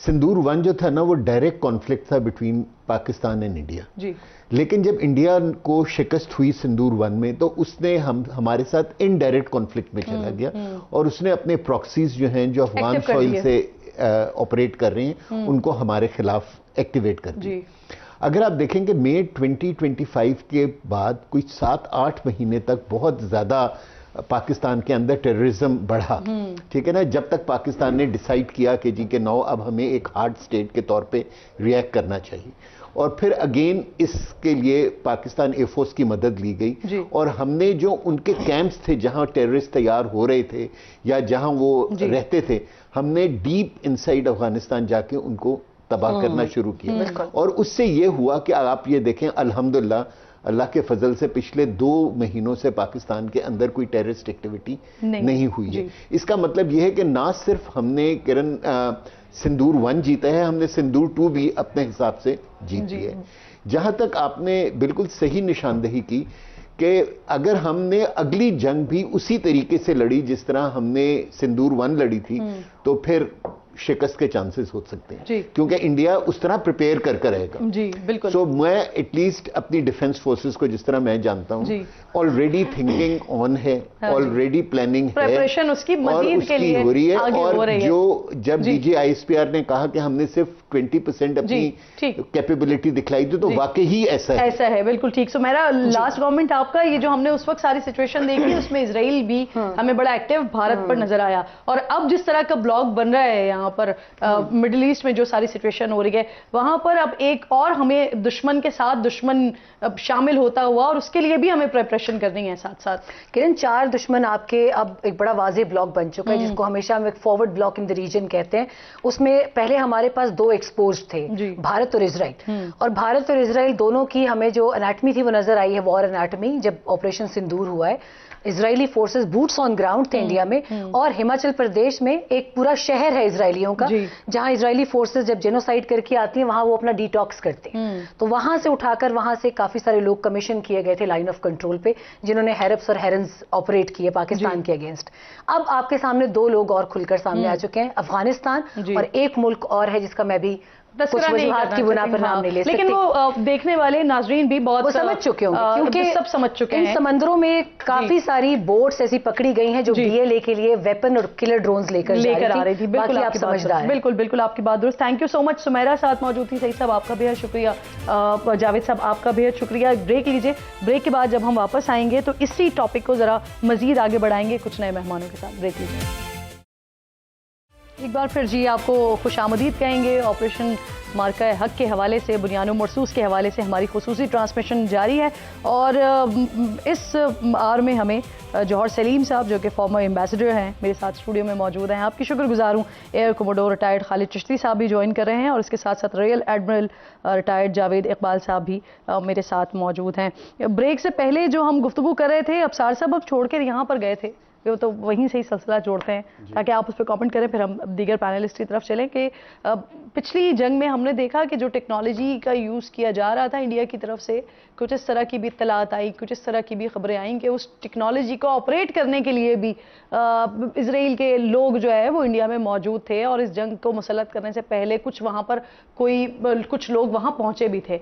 अब जो सिनेरियो बना है 1 साल बाद ईरान अमेरिका वॉर के बाद, वो और ज़्यादा इसमें क्लैरिटी आ गई है। कुछ हमें इजराइल के पंजे यहाँ पर इस रीजन में गड़ते हुए इस तरह से नजर आ रहे हैं कि अमेरिका ईरान जंग से पहले नरेंद्र मोदी एक दिन पहले वो फादरलैंड मदरलैंड कहते हुए इसराइल में ही बैठे हुए थे। तो अब शायद हमारी जो पिछली जितनी भी प्रेपरेशन थी, जितनी भी हमारी तैयारियां थी, जिसका अल्हम्दुलिल्लाह हमने फिर उसकी एग्जीक्यूशन, जबरदस्त एग्जीक्यूशन करके दिखा भी दी, लेकिन अब हमें शायद मजीद स्टेप फॉरवर्ड इस दुश्मन को भी मद्देनजर रखते हुए ही अपनी तैयारी करनी है। देखिए, जंग में तैयारी, एक बात तो मैंने आपको कही है ना कि पूरी कौम को सरप्राइज मिला पिछले साल कि हमारी तैयारी है और हमने उसी तरह से लड़ा। अभी जज्बा भी है, तैयारी भी है। अब ये वो सरप्राइज था, ना सिर्फ हमारे लिए, दुश्मन के लिए बहुत बड़ा सरप्राइज था, क्योंकि दुश्मन इसी चक्कर में आया था कि 2019 की तरह ही होगा और वो नहीं हुआ। अब वो सरप्राइज था। और फिर जिस तरह हमारी एयरफोर्स ने जो तैयारी की हुई थी, जो इलेक्ट्रॉनिक वॉरफेयर, जो मल्टी रोल हमने एक वो सिस्टम चलाया ना, उसमें मल्टी रोल वॉरफेयर, वो क्या उसको कहते हैं, इंटीग्रेटेड वॉरफेयर, तो उसकी वजह से वो हमें जो एज मिली है, फिर हमने उसको लूज नहीं किया। एस्केलेशन लेडर हमारे हाथ में आ गया। अब अगली दफ़ा, अभी वो कह रहे थे एम्बेसडर साहब कि अगली दफ़ा हमें कुछ और तैयारी करनी पड़ेगी, विच इज़ ट्रू। हमें जो कंप्लेसेंसी है ना, मैं ये चाहता हूँ पाकिस्तानी मीडिया से, मैं ये बार बार कहता हूँ कि हमें इंडियन मीडिया के रास्ते पे नहीं चलना चाहिए कि जो चेस्ट थम्पिंग होती है ना हर वक्त कि जी हम बड़े, हम, उससे एक कंप्लेसेंसी आ जाती है। तो फिर उसके बाद वही होता है कि 1992 का वर्ल्ड कप जीत लिया किसी ना किसी तरह, और फिर उसके बाद कभी भी नहीं जीत सके। ये नहीं होना चाहिए। ये अनप्रोफेशनलिज्म है। और मैं नहीं समझता कि हमारी जो आर्म्ड फोर्सेस हैं वो अनप्रोफेशनल है, वो मीडिया से ज़्यादा ही प्रोफेशनल है। तो और वो अपनी तैयारी कर रही हुई, कुछ मेरे पास इतलात भी हैं कि सरप्राइजेस अगर दोबारा जंग हुई तो होंगे। और उसमें ये जो आपने इसराइल का एलिमेंट आपने बात की ना, इसराइल की, तो 2 मिथ्स टूटी हैं पिछले 1 साल में। एक मिथ तो ये कि पाकिस्तान को जब चाहें आप यहाँ पे जो मर्जी करके आप चले जाएं, कुछ नहीं होगा। पाकिस्तान ने सबसे पहले ईरान को जवाब दिया, फिर पाकिस्तान ने इंडिया को जवाब दिया, फिर पाकिस्तान ने अफगानिस्तान को जवाब दिया, और आपकी इतला के लिए अर्ज़ है, पाकिस्तान इसराइल को भी जवाब दे चुका है। पाकिस्तान की इस वक्त एयरबेस है सऊदी अरब में, और पाकिस्तान की फ़ौज है सऊदी अरब में, और वो वाज़ेह तौर पे ये मैसेज है इसराइल को। और कल जो स्टेटमेंट दिए परसों डिप्टी प्राइम मिनिस्टर ने कि नो गो एरिया है, नो गो जोन है सऊदी अरेबिया किसी भी मुल्क के लिए। फिर जो field marshal Asim Munir Iran गए, इस जंग में 3 दिन वहां रहे, 3 दिन और 3 रातें। उस माहौल में आपने, जहां पे ईरान की टॉप मिलिट्री और पॉलिटिकल और उनकी जो न्यूक्लियर साइंटिस्ट की जो क़यादत थी, वो अंडरग्राउंड उड़ा चुकी थी। अंडरग्राउंड तो बाकी रहने वाले गए ना। तो ये क्या था? ये मैसेज था कि हियर वी आर। तो वो मिथ पाकिस्तान ने तोड़ी। दूसरी मिथ जो थी ना कि इंडिया बहुत, दुनिया का भी ये ख्याल था, ट्रंप का भी ये ख्याल था, सारी दुनिया का ख्याल था कि इंडिया बहुत बड़ा मुल्क है। क्वाड बनाया हुआ था, आपको याद है, ऑस्ट्रेलिया, जापान, इंडिया, अमेरिका। किधर है क्वाड आज? वो क्यों दफन हुआ? जब ये मिथ तोड़ी गई कि इंडिया बहुत बड़ा होगा लेकिन हम इसको मुंह दे सकते हैं। और साथ उसके जो इजराइल की एक मिथ बनी हुई थी कि पता नहीं ये क्या कर देगा, और यहाँ पे पूरे अरब ममालिक मिलके इसको शिकस्त नहीं दे सके 1967 में। और उसके बाद वो मिथ ईरान ने तोड़ दी कि अमेरिका और इजराइल मिलके भी अगर जज्बा हो तो आप खड़े हो सकते। जज्बा तो हमारे पास जज्बा है, महारत है हमारे पास, और हमारे पास अल्लाह का शुक्र है वो हथियार हैं जो किसी और इस्लामी ममालिक के पास। अल्हम्दुलिल्लाह। और इसकी बदौलत फिर ये मार्का कौम साथ मुत्तहिद होकर खड़ी रहे। कौम के अंदर जो वो निफाक पैदा करने वाले हैं ना कुछ लोग, वो अगर समझ जाएं या उनको समझा दिया जाए तो मेरा ख्याल है कि सर वैसे वो अभी भी एक्टिव हुए हैं, आप भी फॉलो करते हैं, आप भी देखते हैं, वो अभी भी दोबारा एक्टिव हुए हैं। सोशल मीडिया जो पिछले साल इस बात के क्रेडिट ले रहे थे कि सोशल मीडिया पर हमारा हाथ था जंग जितवाने में, वो आज इस बार फिर दोबारा से एक्टिवेट हुए हैं। एक्टिवेट करने वाला भी तो बहुत है ना। चलें, काबिल रहम है वो, उनकी बात ही नहीं करते। काबिल रहम और काबिल तर्स। जी ठीक है। जॉर्ज साहब ये फरमाइए सर, अभी जिस तरह से हम सफारती महाज की बात कर रहे हैं और अफसार साहब बार बार ये बात करते हैं, इनफैक्ट हम तमाम लोग भी ये बात करते हैं कि दुश्मन को अंडर एस्टिमेट नहीं करना चाहिए। तो जहां जहां पर हम सब जानते हैं, मालूम भी है, आप चाहे उनकी हरबी ताकत के हवाले से, हथियारों के हवाले से बात करें या आप उनकी फोर्स की तादाद के हवाले से बात करें, जितनी हमारी फौज है उससे ज्यादा तो उन्होंने कश्मीर में बिठाई हुई है, लेकिन उसके बावजूद भी अल्हम्दुलिल्लाह जो हमें फतह नसीब हुई, तो जहां जहां पर उनके गैप्स थे वो भी डेफिनेटली अब उस गैप्स पर तो काम कर रहे होंगे। अगर वो पाकिस्तान की तरफ दोबारा देख रहे हैं या अगर वो चाहते हैं कोई छेड़छाड़ करना या अगर कुछ अपनी इज्जत बचाना चाहते हैं, तो वो भी यकीनन किसी न किसी अपनी गैप पर तो काम कर रहे होंगे। जी बिल्कुल, उसमें कोई शक नहीं है। जाहिर है कि गलतियों से तो सारे सीखते हैं, लेकिन देखिए पाकिस्तान की तरफ से कोई इस तरह की सिचुएशन नहीं है कि हमें कोई बिल्कुल ही वो हो गया हो कि रिलैक्स कर गए हों, बिल्कुल ही। देखिए पाकिस्तान में बहुत ही क्लैरिटी है हमें कि ये हमें एक थ्रेट जो है ना, मुसलसल थ्रेट है उनकी तरफ से, और उसका जिस तरह हमने जवाब देना है उसके लिए पाकिस्तान में प्लानिंग, और जिस तरह अफसार साहब ने भी कहा, हमने तो फोर्स ही बना दी थी उसके अगले ही दिन जब वजीर आजम साहब ने आके ऐलान कर दिया था। बिल्कुल, तो वो तो है अपनी जगह पे। अच्छा, लेकिन जो आम चीज़ें देखें, ये जो जंग है आजकल के ज़माने की, उसके कई पहलू होते हैं। तो उसमें एक पहलू तो वो जंगी पहलू उसका है, दूसरा जो वॉर ऑफ नैरेटिव्स थी, अच्छा वो भी पाकिस्तान ने उस वक्त खूब लड़ी और दुनिया ने देखा कि किस तरह वो जो उनका राफाल जो नैरेटिव की वॉर में था, वो जो कि शशि थरूर था, तो वो शशि थरूर भी बेकार साबित हुआ उन्हीं राफाल्स की तरह जो उनसे हैंडल नहीं हुए। वो 40 लोगों के डेलीगेशन जो 40-40 मुल्कों में लेके फिरे, वो भी कोई काम नहीं आए। और उसके बाद जो तीसरी मैं समझता हूँ उसकी डायमेंशन थी, जो सफारती डायमेंशन थी, उसमें भी देखें कि आज हिंदुस्तान का नाम कहाँ है। पाकिस्तान की तो हर जगह दुनिया के सारे कैपिटल्स में बात हो रही है, पूरी दुनिया के मीडिया पे बात हो रही है, न सिर्फ मेन स्ट्रीम बल्कि सोशल मीडिया तक पे। तो पाकिस्तान को पीस मेकर के तौर पे देखा जा रहा है, एक नेट स्टेबलाइजर के तौर पे देखा जा रहा है। और वही इंडिया जो अपने आप को कहता था कि दुनिया की सबसे बड़ी जमहूरियत भी है, चौथी बड़ी हम इकॉनमी है, दुनिया के सबसे अब तो पॉपुलस कंट्री भी वही है। फिर वो उनका जो रोल वो समझते थे कि जी अब तो हमारी कलीदी अहमियत हो गई है, क्योंकि हम तो इनकी जो इंडो पैसिफिक स्ट्रैटेजी हैं, बेशक वो क्वाड हो या बेशक वो I2U2 हो या बेशक जो इस तरह की जितने भी तंजीमें बनी हैं, उन सब का हिस्सा थे वो। लेकिन उस सब के बावजूद इस वक्त एक स्ट्रेटेजिक इररिलेवेंस का शिकार हो गए हैं। पर इसका मतलब ये नहीं कि हम बस इस पे इत्तेफाक कर लें, क्योंकि जाहिर जिस आपने कहा वो लगे होंगे, वहाँ पे जद्दोजहद भी है। ये ठीक है कि बौखलाहट भी है जो कि नजर आती है उनके बयानात से, बेशक वो जयशंकर के हों या वो राजनाथ के हों, वो आपको नजर आती है। वो जिसको मैं सफारती शरपसंदी कहता हूँ, उस तरह के बयानात भी उनके आते हैं सामने, लेकिन साथ ही साथ काम भी हो रहा होगा।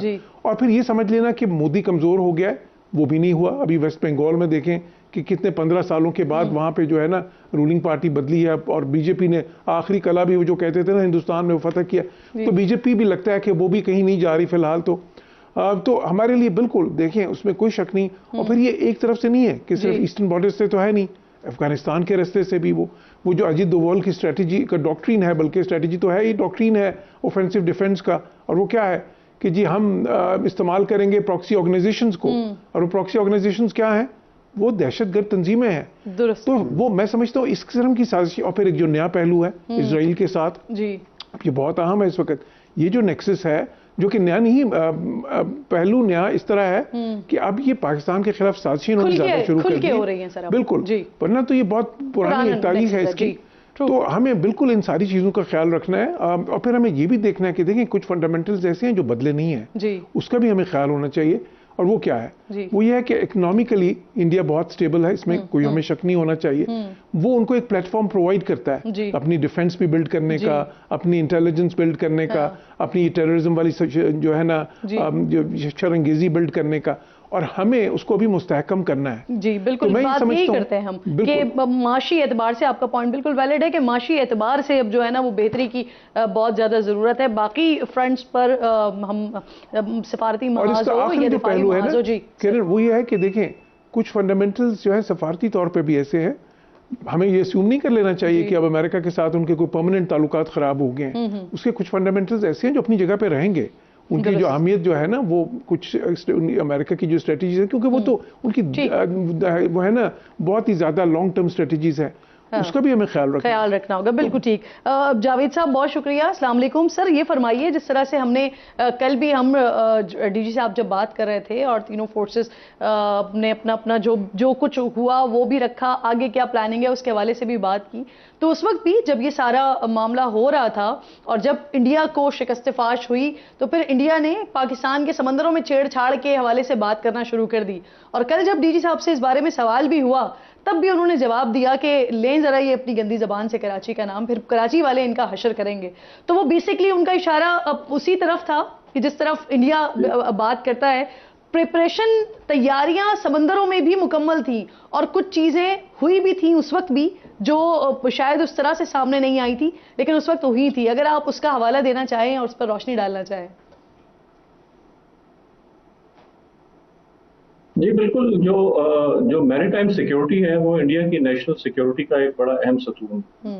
अच्छा, उनके हिस्टोरियंस ने, उनके जो स्ट्रेटेजिक स्कॉलर्स हैं, उन्होंने ये कंक्लूजन निकाला कि इंडिया जो है उसको क्यों ऑक्युपाई किया गया, हिस्टोरिकल इंडिया, फॉरेन इन्वेडर्स क्यों आए उसमें, और स्पेशली जो ब्रिटिशर्स ने आके जिस तरह इंडिया पे कंट्रोल किया।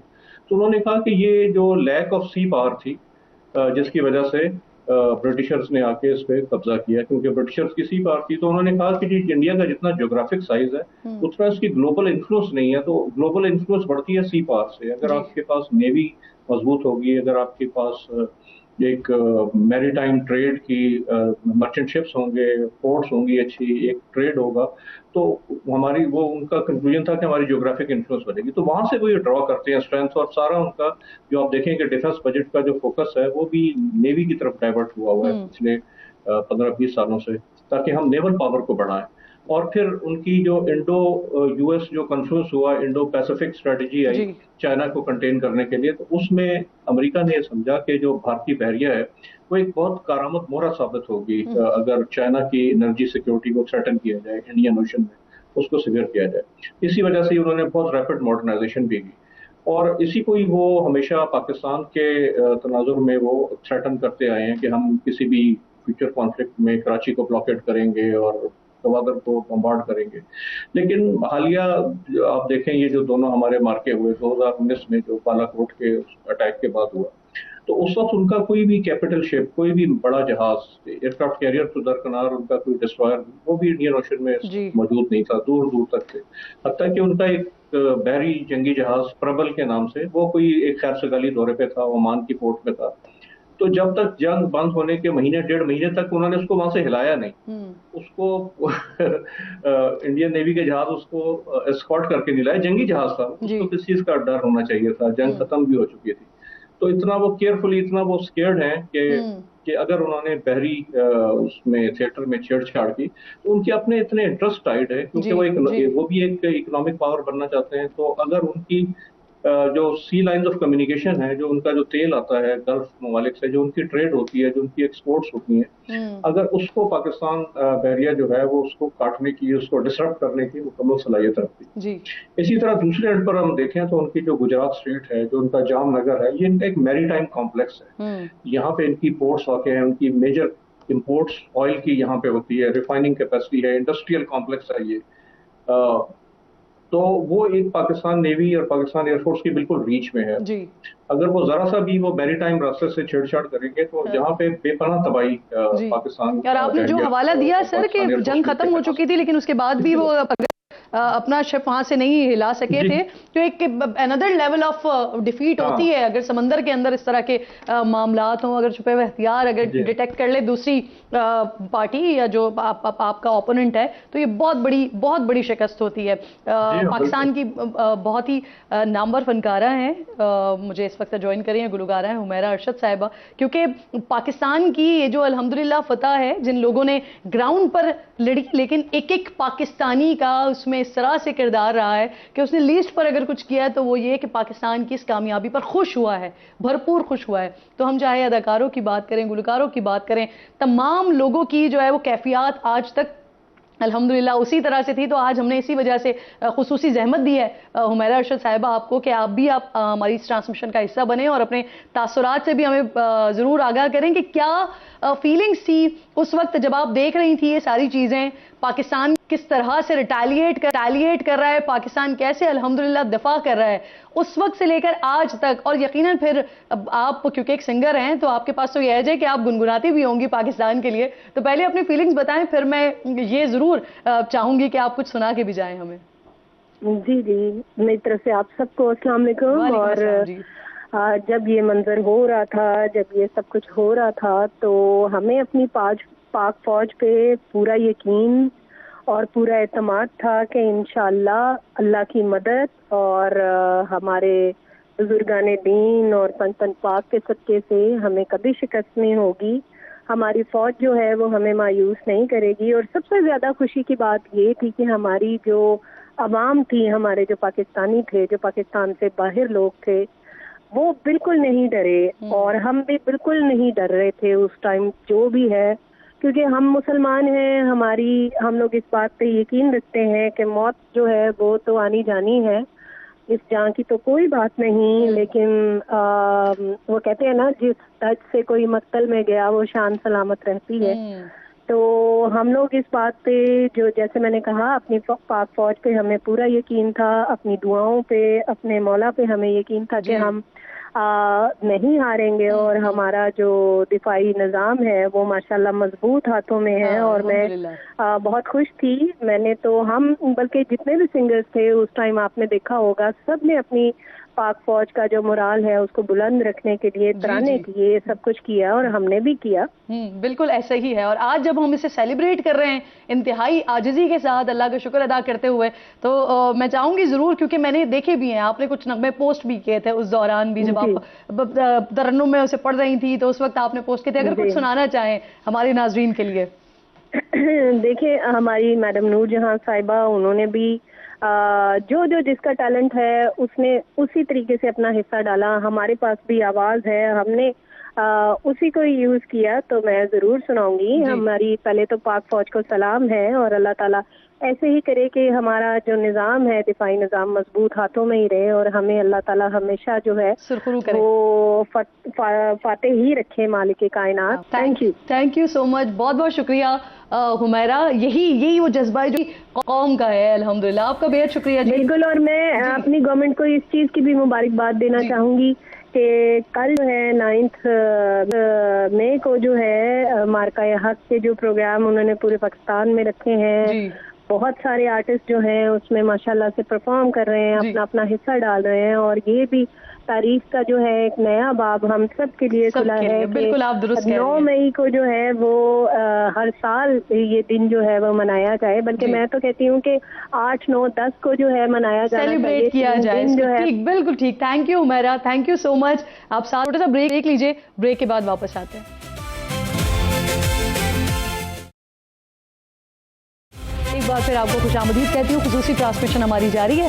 खालिद चिश्ती साहब भी हमें ज्वाइन कर चुके हैं। खालिद साहब, बहुत शुक्रिया। अस्सलाम वालेकुम सर। सबसे पहले तो ये बताइए कि मुझे याद है आपने ही प्रोग्राम में बताया था कि ये जो नंबर्स हैं जहाज़ गिराने के या भारत पे गुरूर गिराने के, ये 6 नहीं है, ये 6 से ज़्यादा का नंबर है। और फिर उसके बाद कल जब हम उस प्रेस ब्रीफिंग में बैठे हुए थे तो हमें 8 बताया गया नंबर, जिसमें 4 रफ़ेल थे, मज़ीद एक एक्सपेंसिव तैयारे की बात की गई, मज़ीद 2 की बात की गई, Su-30 की बात की गई। तो सर अभी ये बताइए कि जो 8 का नंबर है यही है या मज़ीद इसके ऊपर काम हो रहा है, जो डैमेजेस हैं उसको भी, क्योंकि डेफिनेटली इंडिया को इतनी बड़ी इस मामले में डिफीट है कि वो तो कोशिश करेंगे कि जितना हो सके उसे अंडर द कारपेट किया जा सके, लेकिन क्या पाकिस्तान अभी भी काम कर रहा है, ढूंढने की कोशिश की जा रही है? जी बहुत शुक्रिया किरण साहिबा, आपने इनवाइट किया है। और मुझे याद है जी, मैंने शेयर किया था कि ज़्यादा है, और वो मैंने कोई एनालिसिस या अपना कोई गेस वर्क नहीं किया था, वो मैं सबूत देख कर आया था। उस रात भी जब 1:30 बजे शूटिंग हुई है तो मेरे लिए ऑनर था कि मुझे शेयर किया गया था और मुझे जिम्मेदारी दी गई थी कि मैं मीडिया से शेयर कर सकता हूँ ये डिटेल्स। और हमारा ग्रेस उस वक्त भी यही था अल्हम्दुलिल्लाह कि जहाज़ उस वक्त भी 6 थे, हम कंफर्म थे। तमाम हमारे इंडिकेटर, पायलट्स की रिपोर्ट्स, पायलट्स की जो वीडियोस होती हैं कॉकपिट के अंदर, इलेक्ट्रॉनिक सिग्नल, उसके अंदर ये जहाज़ उस वक्त भी 6 थे, फौरन जब 6 और 7 की दरमियानी रात को। लेकिन उस वक्त भी मुझे पाक फिजाई की लीडरशिप ने कहा था कि 6 हैं लेकिन आप 5 शेयर करें मीडिया पे। तो मैं बड़ा हैरान हुआ था कि आप 6 कह रहे हैं लेकिन शेयर 5 करें। तो उन्होंने कहा था कि नहीं, हमारा अपना क्राइटेरिया है, 3-4 चीजें हैं जिसके अंदर ये जो सिग्नल्स और प्लस एयरक्राफ्ट का रैकेज जब तक कंफर्म नहीं होता हम क्लेम नहीं करेंगे। तो 5 रैकेज हमें कंफर्म है कि इंडिया में गिर चुके हैं, 6ठा रैकेज कंफर्म नहीं है इसलिए क्लेम नहीं करेंगे। तो मैंने टीवी चैनल पर उसी रात को आके पास्ट मिडनाइट ये कहा था कि 6 हैं लेकिन मैं 5 कंफर्म कर रहा हूँ और मैं दुआ गो हूँ और प्रिडिक्ट करता हूँ इंशाल्लाह ताला कि 6 आएंगे। तो 6 हो गए। उसके बाद क्योंकि मैं डॉक्यूमेंट्रीज पिछले 6 साल से अपने शौक में बनाता रहता हूँ पाक फिजाइया के अनसंग हीरोज की और दूसरे, तो मैंने दरखास्त की, एक्सेस की कि मैंने डॉक्यूमेंट्री बनानी है, तो मुझे इजाजत मिल गई। तो मैं पूरा साल एयर रिपोर्टर ऑपरेशन रूम में ना सिर्फ गया बल्कि पाक फिजाइया की लीडरशिप की मेहरबानी, उन्होंने मुझे ट्रस्ट किया और तमाम जो डॉक्यूमेंट्री थी, जो वीडियोस थी, जो फुटेज थे, जो इंडियन जहाज़ों को शूटिंग हुई थी, पायलट्स की सारी कन्वर्सेशन, वो मैंने सुनी। तो उसकी रोशनी में जब मुझे उसी वक्त शुरू में ही कंफर्म हो गया था ये तो 80 है, और मैंने पाक फिजाइया से कहा कि आप इसको क्यों नहीं रिवाइज करते। लेकिन आपको पता है पाक फिजाइया थोड़ी सी इंट्रोवर्ट है, हम ज्यादा प्रोजेक्शन चाहते नहीं हैं, और मुझे कहा गया कि नहीं हम तो रिविजिट नहीं करना चाहते because the war is over, तो हमें लग जाएगा कि ऐसा हम कोई ग्लोरीफाई करना चाह रहे हैं। तो मैंने कहा ये तो ग्लोरिफिकेशन नहीं है, ये तो फैक्ट है। ग्लोरीफाई तो तब है कि आप एग्जैजरेट करें। तो मैंने फिर रिसर्च की, जब 1 साल से की, तो मैंने 1 दिन पहले यानी 6 को जो 2 दिन पहले मैंने एक डॉक्यूमेंट्री डाली एयर वाइस मार्शल तारिक गाजी की प्रेस कॉन्फ्रेंस से 1 दिन पहले, और उसका टाइटल ही यही था द 80 रियलिटी। 80 रियलिटी का ये था कि मेरी पूरे साल की रिसर्च थी और मैं पूरा साल पाक फिजाइया से सबमिट करता रहा, गुजारिश करता रहा कि आपको रिविजिट करना चाहिए, और अपने ग्लोरिफिकेशन के लिए नहीं, रिकॉर्ड स्टेट करने के लिए कि दुनिया को, हमारे आने वाली नस्लों को 80 पता होना चाहिए, ना कि 60। तो मेरे लिए हम्बल ऑनर और प्राइड है कि पाक फिजाइया ने कल अनाउंस किया जब, तो मुझे लगा कि मेरी सब्सटेंशिएशन हो गई वीडियो की भी, नंबर 1, और दूसरी मेरे जैसे तो 100 डॉक्यूमेंट्री बना लें लेकिन वो क्रेडिबिलिटी नहीं हो सकती जब तक पीएफ उसको एक्नॉलेज ना करे। तो मुझे उस सेंस में एक एलिमेंट ऑफ प्राइड भी लगा। अब आके अगली बात पर कि प्रेसिडेंट ट्रंप तो 11 तक कहते हैं। देखिए अभी 8 तो 100% कंफर्म है। कुछ डैमेज हुए थे जो हमने, जिसको हम, थोड़ी सी टेक्निकल बात है, मैं सिंपल करके कोशिश करता हूं, वो ये हुआ था कि उस जमाने उस रात को हमने 8 वेपन्स फायर नहीं किए थे, हमने ज्यादा मिसाइल फायर किए थे। बाज दफा आप चांस लेते हुए करते हैं कि आपको लॉक मिल जाता है, आपके कॉकपिट की इंडिकेशन आ जाती है, आपको वेरीफाई हो जाता है कि मिसाइल जाएगा, हिट करेगा। लेकिन जब जा रहा होता है, ये 200 किलोमीटर का फासला होता है, उस दौरान जहाज वहां स्टेशनरी तो नहीं ना रहता, वो तो मूव करता है। तो जब वो मूव करता है तो बाज दफा मिसाइल की रेंज से ऑफ हो जाता है।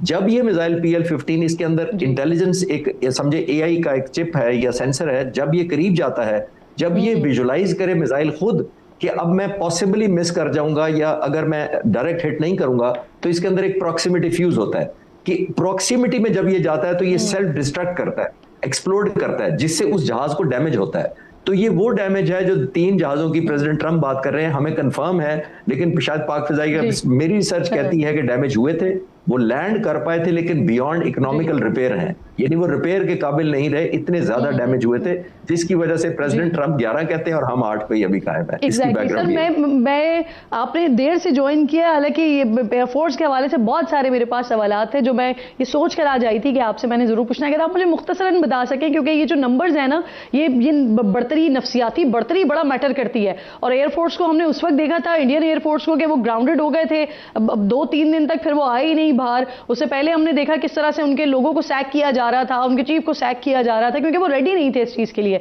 अब जब ये क्लैरिटी के साथ नंबर आ रहे हैं और बाकायदा एविडेंट नंबर्स आ रहे हैं, तो ये आप नफसियाती बढ़तरी और कितनी ऊपर देख रहे हैं सर? देखिए, नफसियाती बढ़तरी, थोड़ा सा मैं, आपने जो नंबर बताया ना 2-3 दिन का एयरफोर्स ग्राउंड रही, वो 2-3 दिन नहीं थे, वो 10 दिन थे। 7 तारीख से लेकर 17 तारीख तक इंडियन एयरफोर्स कंप्लीट ग्राउंडेड थी। मैंने अपनी रिसर्च में जब किया कि इंडियन ने कितनी फ्लाइंग की उस दिनों में, तो इंडियन ने सिर्फ 10 तारीख को अपना एक मिराज 2000 जहाज उड़ाया था, अपने ही एयरबेस पर उसने ऊपर चक्कर लगाया और वहां से एक मिसाइल पाकिस्तान की तरफ फायर किया था 10th को। सिर्फ ये वो फाइटर जहाज है इंडिया ने 10 दिन में जो उड़ाया था। उन तमाम दिनों में पाक फिजाइया तकरीबन 200 से 250 सॉटीज रोजाना उड़ रही थी, ऑल अलोंग समंदर से लेकर स्कर्दू तक। हम ये कर रहे थे कि इंडिया कहीं इस, जिसको कहते हैं ना, इस ये खामोशी किसी तूफान का पेश खैमा ना हो, तो हम तवक्को कर रहे थे वो कम बैक करेंगे, लेकिन वो 10 दिन तक नहीं आए। एक जरूर ऐड करना चाहूंगा एपिसोड में, आपकी इजाजत से, आपको दिलचस्पी लगेगी कि हमारा ग्रेस का ये आलम था कि 10 तारीख को हमारे ड्रोन्स आगरा एयरबेस पर उड़ रहे थे।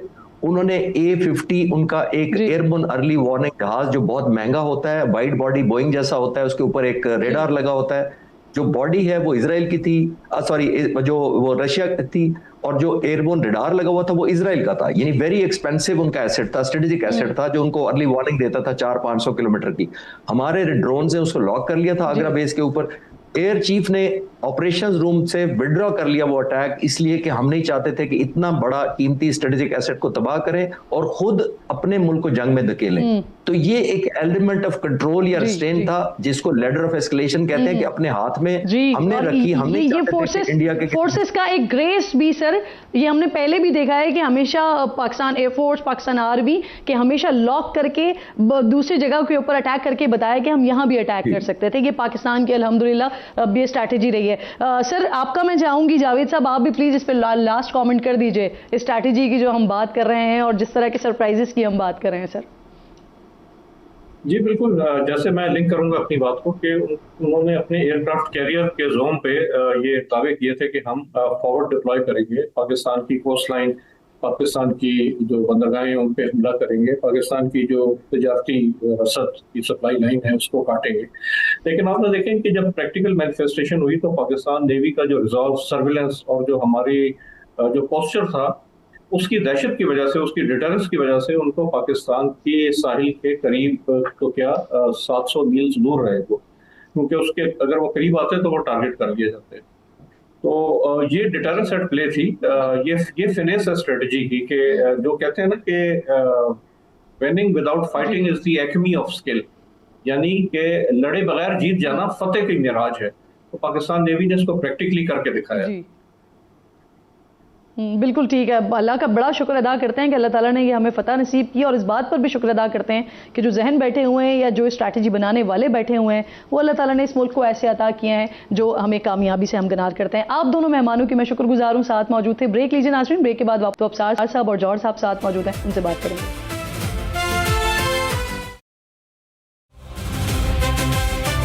एक बार फिर आपको खुशामदीद कहती हूँ। हमारी स्पेशल ट्रांसमिशन जारी है। इंडिया की तरफ से जब एक मज़मूम कोशिश की गई थी, 11 मकामात को पाकिस्तान के सिविलियन आबादियों को पाकिस्तान के निशाना बनाया गया था, और फिर जब पाकिस्तान ने रिटेलिएट किया था और पाकिस्तान ने दिखाया था कि पाकिस्तान किस तरह से एग्रेसिवली बढ़ता है आगे, तो 28 मकामात पाकिस्तान ने निशाना बनाए थे। और जो नंबर्स, अब जो कन्फर्म नंबर्स हमारे सामने मौजूद हैं, जिसमें 4 रफ़ेल तैयारे थे जिन्हें गिराया गया था, एक Su-30 था, एक MiG-20 था, और एक के बारे में कल हमें कहा गया कि जी एक्सपेंसिव एक तैयारा था, वो खुद उसको समझ लेंगे वो कौन सा तैयारा था। अब्सार साहब आपके पास तो क्योंकि इन्फॉर्मेशन उस वक्त भी थी, आपके पास इस वक्त भी इन्फॉर्मेशन है, तो हम समझने के लिए हमें कहा गया था, लेकिन आपको तो पता होगा क्या कौन सा था वो एक और तैयारा?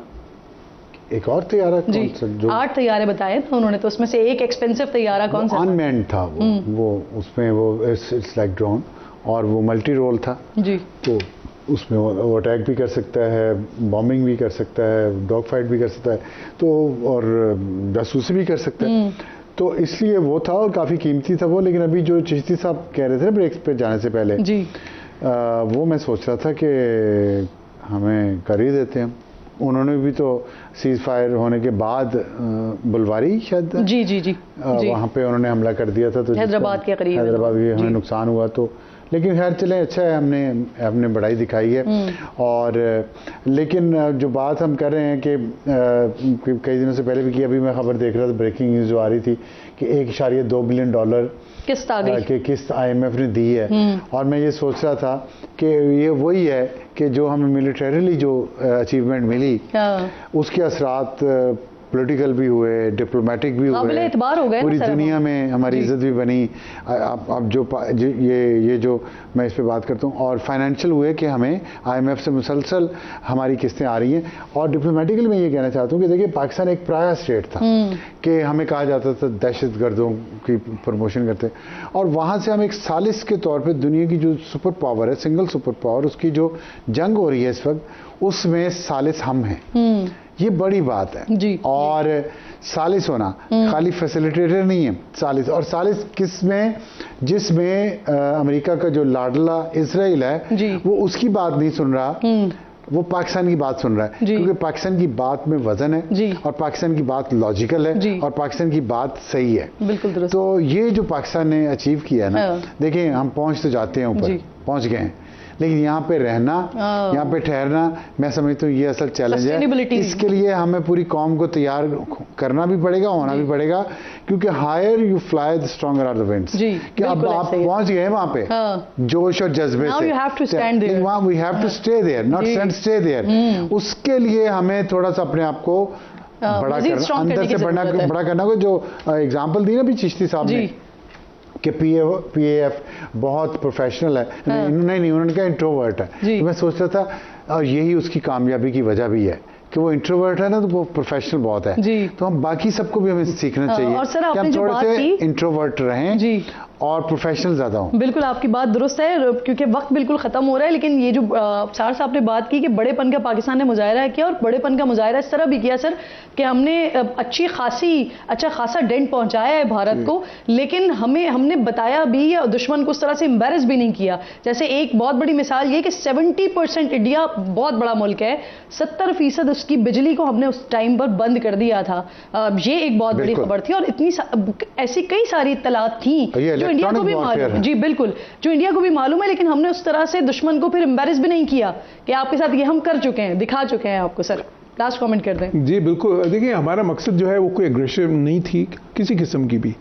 हमने एक बिफिटिंग रिस्पॉन्स उनको ये बता दिया कि देखिए आइंदा कभी आपने जारियत की तो फिर उसका नतीजा ये होगा। जी तो एक जो डिटरेंस इस्टेब्लिश करनी थी पाकिस्तान ने, बिकॉज इंडिया को ये खाम ख्याली हो गई थी कि जी, हालांकि देखें 2 न्यूक्लियर स्टेट्स में कभी डायरेक्ट जंग नहीं हुई जंग अजीम दोम के बाद, लेकिन उनका ख्याल था कि नहीं, इस छतरी के नीचे भी हो सकती हैं जंगें, और बड़े मुख्तलिफ किस्म की उन्होंने स्ट्रेटजीज बनाई इसके लिए, और फिर आहिस्ता आहिस्ता बढ़ते गए 2016, 2019, 2000 ये सारे।